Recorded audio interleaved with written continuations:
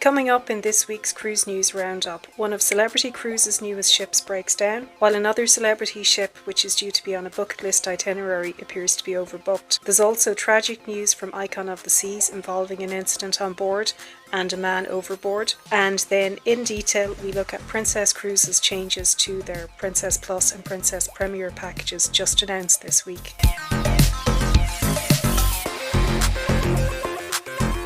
Welcome to the Cruise News Roundup, brought to you by the Solo Muster Drill. It's July 27th, 2025. In recent weeks, we've been hearing a lot about older ships having technical difficulties, so that included the Serenade of the Seas and the Ruby Princess recently. This week started off with the surprising news that a much newer ship, the Celebrity Beyond from Celebrity Cruises, was also experiencing technical difficulties. The ship had been on a 7-day itinerary, sailing round trip from Miami between the 13th and the 20th of July. It stops at Perfect Day Coco Cay, in Cozumel, Mexico, in Grand Cayman, and also in Falmouth, Jamaica. The ship was unable to return to port at its scheduled time on Sunday last, July 20th. Guests on board and impending guests for the next sailing were notified that the return to port would be delayed until Monday the 21st. Impending guests were advised at that stage of the compensation on offer for their delayed start of the sailing, and at that time it included a refund of 1 day's fare in the form of onboard credit, and also a pro rata refund of any packages purchased, so drinks package, Wi-Fi package, etc. for that 1 day. And in addition, Celebrity Cruises also agreed to cover the cost of an overnight stay for Sunday night up to the value of $250. However, circumstances changed dramatically by Monday morning with news that Celebrity Cruises had taken the very difficult decision to cancel this week's sailing of the Celebrity Beyond entirely. This was done in order to ensure that repairs were completed and that the problem was addressed. Passengers who thought that their cruise was due to sail on Monday were unfortunately advised just on Monday morning of the final cancellation. Celebrity does appear to have done a pretty good job with a generous compensation package, which, of course, it involved a 100% refund of the cruise fare, but in addition, they're also providing a 100% future cruise credit. So essentially, disappointed passengers will be able to take a cruise for free in the future. In addition, there's also compensation up to $200 for domestic flights and $400 for international flights.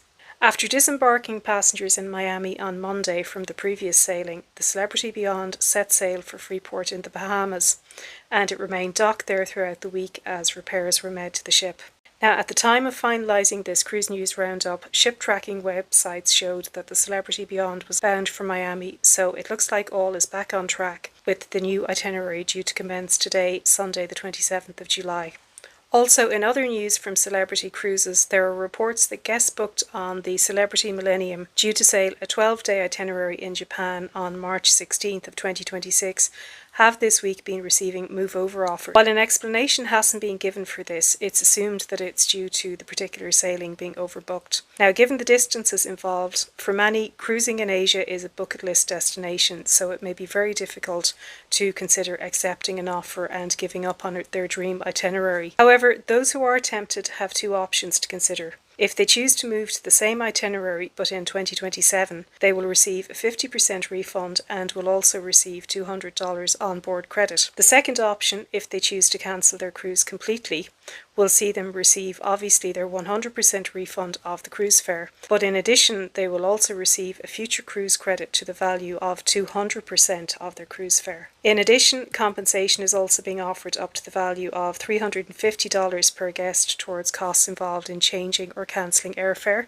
That is subject to appropriate documentary evidence being provided, and also reimbursement of up to $250 for other costs that have been incurred. So that presumably would be any non-refundable accommodation that commitments have been made to and so on. Moving on now to some upsetting news that came from Royal Caribbean's Icon of the Seas on Thursday evening. That was sailing from the Bahamas when a tragic incident unfolded on board around 7 p.m. So it's reported that guests heard the Oscar, Oscar, Oscar signal ring out, and that's the signal for a person overboard.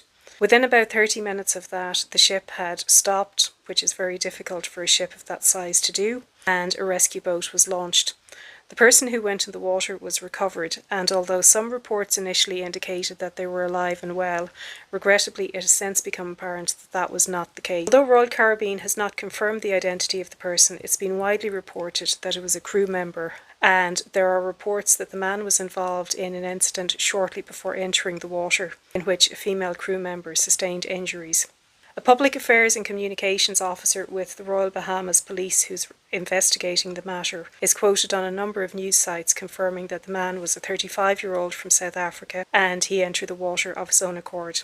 The female crew member, reported to be a 28-year-old South African, is said to be in a stable condition following the injuries that she sustained in the onboard incident. In relation to that incident, a spokesperson for Royal Caribbean has described it as a personal dispute. And finally now, let's take an in-depth look at the big announcement that came from Princess Cruises on Monday last, July 21st. As many had speculated for quite a while now, the Princess Plus and Princess Premier packages are increasing. The price increase will take effect immediately from July 22nd, and it applies to all sailings from January 1st of 2026. Those who have already purchased the existing Princess Plus or Princess Premier package can retain them and retain all the benefits currently associated with them. Any future packages purchased will be under the new arrangement. Under the new arrangement, the Princess Plus package goes from $60 to $65, except on Sphere class ships, so that's the Sun Princess and the soon to be unveiled Star Princess, and in those instances the Plus package will increase to $70. The Premier package increase is from $90 to $100 on the majority of ships, and again the Sphere class ships are a little bit more expensive, going to $105. Princess Cruises maintain that the changes being made to the packages are essentially removing items which they say are not particularly well used, and providing cruisers with items that they prefer. So items which have been removed from both packages include the Premier desserts, the fitness classes, the juice bar, and also there will no longer be shipping of Princess medallions in advance of the cruise. Now, that particular benefit was only available to guests who were resident in the US and Canada. Both the Princess Plus and the Princess Premier package retain one of the most appealing benefits of those packages, and that's the Medallion Max Wi-Fi. Now, cruisers generally find that that is significantly faster than the standard Wi-Fi. The Medallion Max Wi-Fi can only be purchased through either of those packages and can't be bought as a standalone product. Although it generally looks like the Princess Plus package has taken the biggest hit, there is one enhancement to it, and that is that the included casual dining opportunities have increased from 2 to 4 per sailing. Now, while this may sound good on the face of it, it is questionable how much benefit it will be to the guest, particularly when you look at places like O'Malley's, so that's the Irish pub on board, and it's virtually impossible to get into that dining venue due to the very limited size of that location. The Premier package still provides unlimited casual and specialty dining.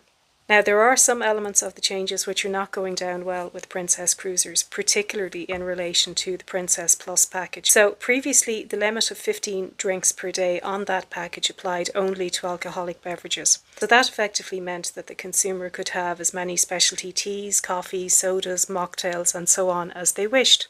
When the package changes were initially unveiled earlier this week, Princess confirmed at that time that the 15 drink limit per day on the Plus package would now apply to all beverages, including the non-alcoholic offerings. That seems to have caused a lot of consternation, to the point that it resulted in Princess confirming an adjustment to the Princess Plus package later this week, stating that we wanted to share an update following the Premier and Plus packages changes earlier this week. In listening to our Princess community, we have made a change.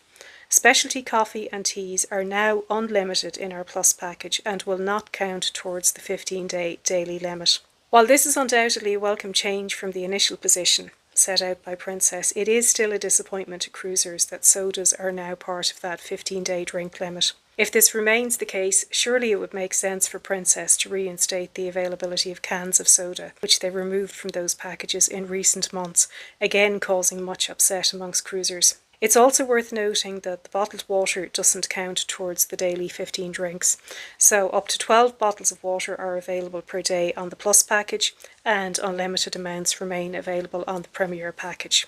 And finally, despite taking away a number of items, there is a sweetener for those who opt for the Princess Premier package. That will now include shore excursion credits.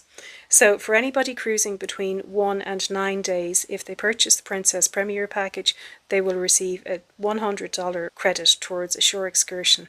If their sailing is between 10 and 20 days, they will receive a $200 credit, and if the cruise is more than 20 days, they will receive a $300 credit towards shore excursions. Princess Cruises, in their press release about the increased package prices and changes, have emphasised that these packages offer great savings between 50% to 70% compared to purchasing the components separately. That wraps up the main cruise news stories from the past week. If you found this useful or helpful, please consider hitting the like button. And if you'd like to stay up to date on more cruise news or on many of my cruise vlogs, please consider subscribing to the channel. It really does mean a lot. As always, thank you so much for watching, and I hope you have an enjoyable week. Bye for now.